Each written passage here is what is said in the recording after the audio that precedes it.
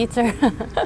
My name is Rita El Mounayer, and I'm the CEO of Sat7. I've been in this position for 4 years now.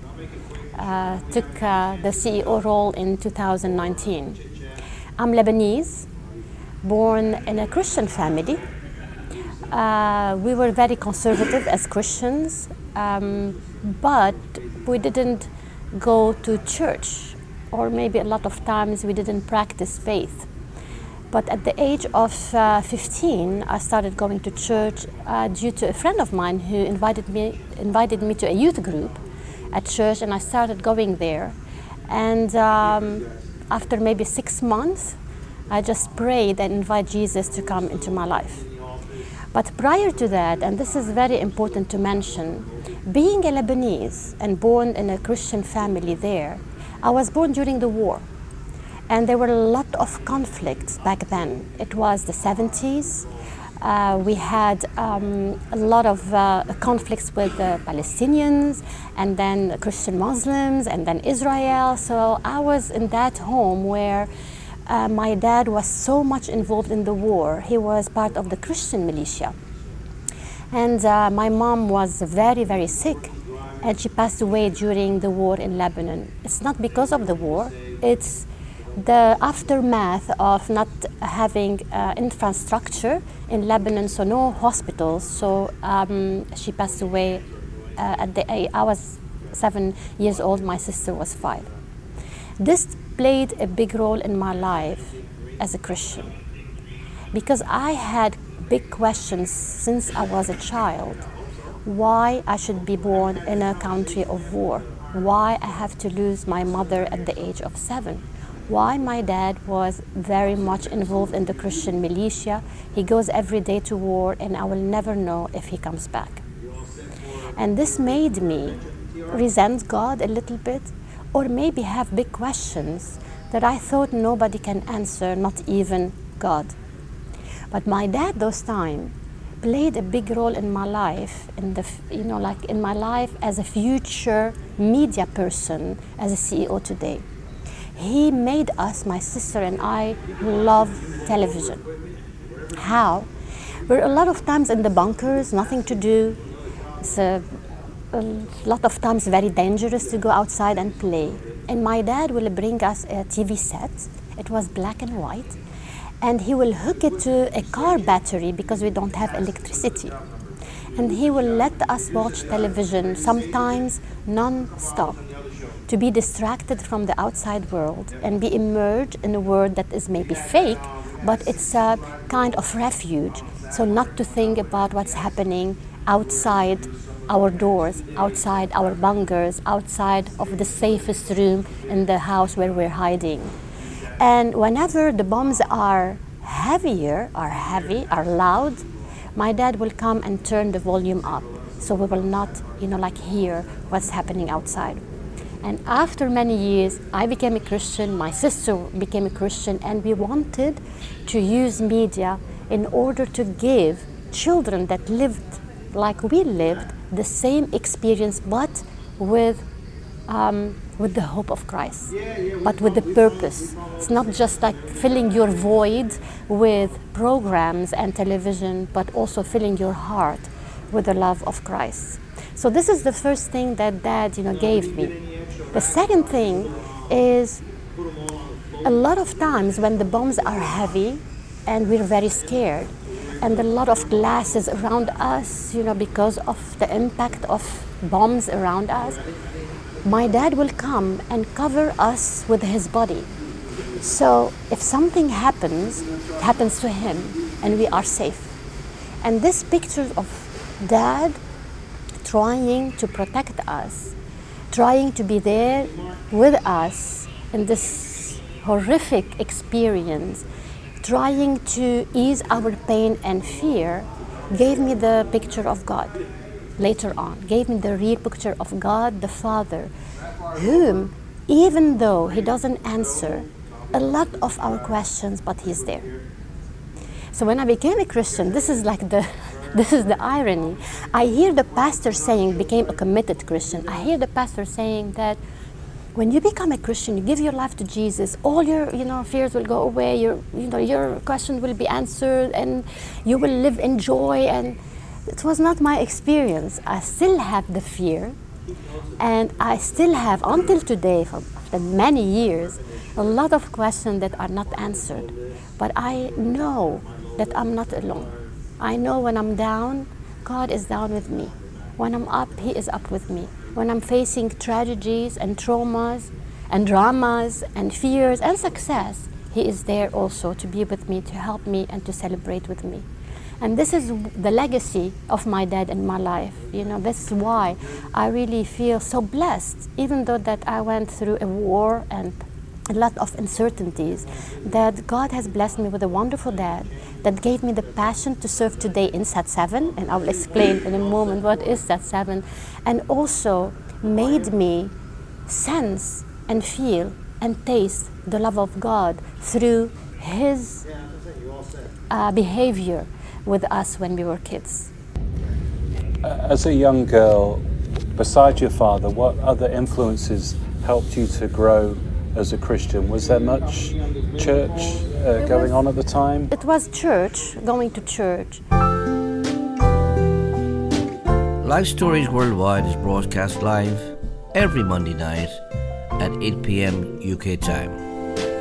We'll broadcast live on YouTube, Facebook and StreamYard. So why not join us every Monday night at 8 p.m. UK time for Life Stories Worldwide.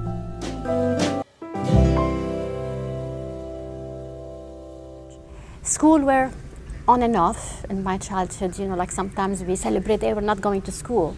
But it was church. It's a church, it's the community of Christian believers who are living the same way as we live, under the bombs and siege and maybe displacement within the country. But they still pray, for us, being there for us, help us, and give us the hope that only He can give.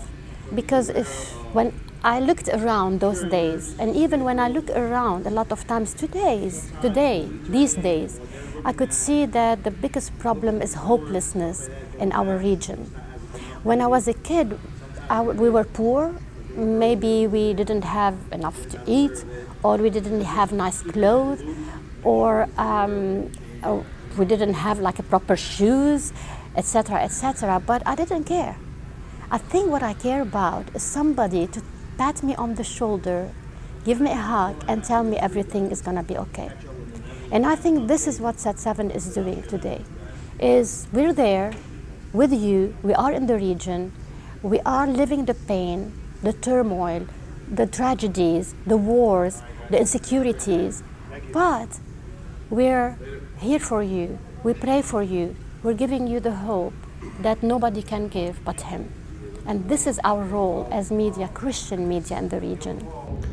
What were the early days like establishing this TV ministry, SAT7? It was a long journey for me because SAT7, let me explain what SAT7 is first. SAT7 is a Christian satellite television for the people in the Middle East, by the people of the Middle East. We cover more than 23 countries plus Iran, I think 23 or 22, I'm not sure, plus Iran, Afghanistan and Turkey. We broadcast in 3 languages, Arabic, Farsi and Turkish, and we have 4 channels, 2 in Arabic. One of these Arabic channels for children, 24 hours, like 7 days a week for children, just broadcasting God's love to them, and one, Arabic for the family, and then we have a Turkish channel in Turkish, and then we have a Farsi channel in Farsi, Persian channel in Farsi. And 3-4 years ago, we started building our social media platforms. So we were like the first to launch our first on-demand Christian app in 3 languages, Arabic, Farsi and Turkish. And also we're really producing heavy materials for social media. So in the early days, when we started, we were 2 hours a week in Arabic.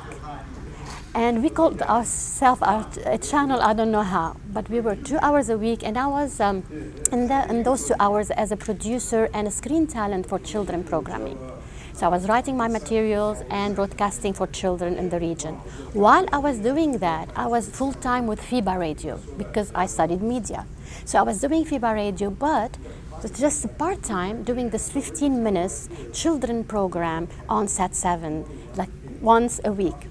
I remember we didn't have a studio. We were renting a studio outside Beirut, Lebanon. And we didn't have a team, so we were hiring a team from outside. And at the end, we had our small studio, and we hired a cameraman, but we didn't have a camera. So it was really interesting how, over the years, I personally witnessed the growth of Sat 7 and seeing many people coming on board and trying to make a difference in the region. So from 2 hours a week in Arabic, we developed it to be 2 hours a day, and then 24 hours 7, and then launching the Persian channel, Sat 7 Pars, and then Sat 7 Kids. Pars was 2006, Sat 7 Kids 2007, and I think Sat 7 Turk 2013, while we were doing some Turkish program. So over the years, 27 years, 28 years, because I was there from the beginning, I could see how God used the people in the region to broadcast something that you don't see or hear on other television stations. And I could see how God worked not just in the hearts of people watching, but in our hearts as well. So we were changed, we were transformed, because we could see that this pain as Middle Eastern that we have lived through for many years now is used to tell people in the region, hey, I am like you. I went through a lot like you, but hey, there is still a hope. There is still His forgiveness. There is still His reconciliation. There is still love. And this love is from Him to everyone. So it's been a great journey, and I'm now, as a CEO, I anticipate more and more with the role of social media, reaching the young generation, seeing the team around me with like younger than me. Now I have like white hair. It's been a blessing to see like people on board and want to use the past agony, hardship to make a better future. It must have broken your heart when you saw this terrible explosion in Beirut. How did Sat 7 respond? Oh, Peter, yes, it broke my heart. I was in Cyprus. I was entering a building where, like I had a friend, I'm visiting, and the whole building shook in Cyprus. So I was thinking, the first thing that came to my mind, because Cyprus is divided into Turkish and Greek, the first thing came to my mind, okay, is there a war between like Turkey and Greece now? Is something happening? I went to the apartment of my friend and I started receiving the videos of the blast. I couldn't move. The whole memories of the war, the whole fear of thinking, is my family safe or not, because I have family members in Lebanon, came back to me in a split of a second. If you would like to contact us here at Life Stories Worldwide, you can. Simply by emailing lifestoriesworldwide@gmail.com or visit our website at lifestoriesworldwide.com. And it was really dramatic, living all these memories. But I feel like so blessed to have a team in Sat 7 that they were determined not just to address the agony and the fear and the disappointment of people in Lebanon, but also went on the ground, trying to give water to people, especially children. I mean, there were children like going into where the blast took place, giving water, like just chocolate, trying to make breakfast with other people on the ground, NGOs and ministries, just to help the people there. It is really this what happened is, I don't know, I cannot describe it, but it affected, people's life in the region. The people my age, they were determined from that day not to stay. This is the first time I hear some Lebanese saying, we're not gonna stay. And the church was very much involved, but you can tell for some time the church was a little bit helpless. Not hopeless, but helpless. Like, what can we do now? People are leaving, people are immigrating, people lost all hope with government, and etc., etc. Until today, you're interviewing me, we don't have a president, and our economy is really, really bad. I'll give you an example. 2 years ago, the $1 on the Lebanese pound was 1,500 Lebanese lira. Today is 120,000 Lebanese lira on $1. So I don't know how people are managing, what we can do, but the church is active. They're trying to help, and also we're trying, like all the time. And I know it's not a cliche, people hear this, prayer. No, I really believe in the power of prayer. And I could see that people with this prayer movement in the region, that we want to pray for the region, it's making a difference to give like a little bit, a glimpse of hope to people who are hopeless. I'd like to move on to Afghanistan, if that's okay. Sure. I heard amazing stories of people in Afghanistan who were Christians. They would maybe have an hour a day to charge their phone, and the first thing they did was they contacted Sat7. What can you tell us about what's happening there? Well, it's amazing, the response from people in Afghanistan, and this made us last year to launch on Instagram a program called My Church in Afghanistan. It's like Church in Afghanistan is a program that just strengthens the believers who are there. They contact us. They tell us, you can tell from a lot of messages, like asking us if there is hope for us. Do you think that there is a hope for this country? But a lot of times they say, we are following you as a part of our church at home.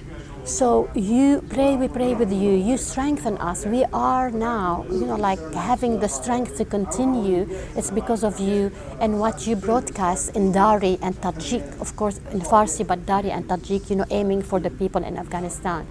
And one person wrote to us and say, I pray one day that all this stress and oppression in Afghanistan will be lifted. This is my prayer, and all the people in this church at home, praying.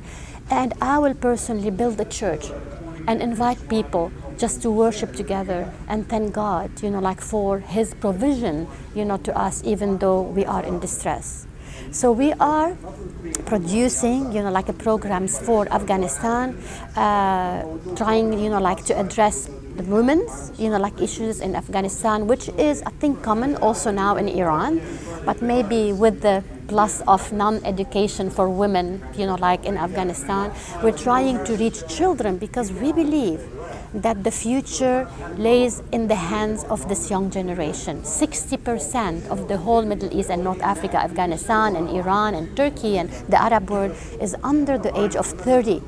And we are trying, and this is one of our goals in the future, is to invest in people's life while they are still young. In Afghanistan, Tajik and Dari, in Iran, Farsi, in the Arab world, and in Turkey. I could talk with you for hours about the stories, but looking back on your life, how does it feel, having grown up in such challenging times, that God is using you today to help people in your region? I'm still amazed. I cannot believe that God can use broken people like myself. A lot of times, like our age, a lot of people say, life goes like a split of a second. I don't feel it this way. I feel like I lived a long life. Seeing death in front of me and war, people suffering, visiting the region, went to Morocco, Tunisia, Algeria. I pray I will go to Iran one day. And seeing how people are resilient in a way or another. And I don't know if the resilience comes from Him or it's a human nature, but I could tell that people, even though that it's just disasters around, but a lot of people, especially the church, is not giving up. And I could see people on their knees almost every day praying for the region. And this makes me, even though I'm not diluting the situation is not great, But this gives me the strength to go on. You know, a lot of people ask me, so, your stamina. So like my stamina is because of the feedback we receive from viewers. When you know God is using you and you had a life that was not perfect, you went through a lot, and using you still when you're broken and down to make a difference in people's lives, this gives you the strength. You read stories, like coming to the Set 7 parts from Iran with all the oppression that's there, from Afghanistan, from countries like Algeria, where they are closing all the churches, and the believers there where they close our churches but they cannot close our hearts loving Jesus Christ.